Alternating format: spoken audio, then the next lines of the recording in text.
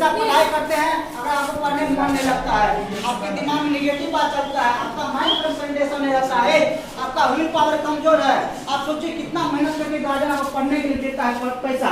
Guardian का पैसा का दुरुपयोग करते हैं। आप सोचिए जिस माता पिता लड़की लड़का जिस माता पिता आपको इतना मेहनत करके पैसा देते हैं, आपका अंदर जो है सब डेवलप होगा, आपका पढ़ने का तरीका चेंज होगा, आपका सोच चरित्र चिंतन अच्छा होगा। आप सोचिए माता पिता का आप एक आइकन है ना, यही सब आपके अंदर जो है शिक्षा संस्कार क्या होता है इस सब के बारे में बताया जाएगा। देखते हैं हम बता रहे तो हंस रही है, यही है संस्कार। क्योंकि आप सोचिए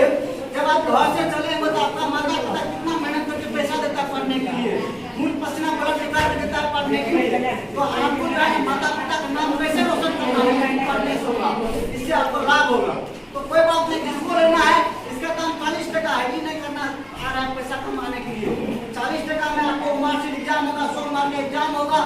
टोटल क्वेश्चन होगा 100 को, उसमें आपको 30 से पास करना है, और मार्कशीट में व्यवस्था होगा, हम खुद आपके टीचर बनाएंगे एग्जाम लेने के लिए। रिजल्ट अगर आप पास करते हैं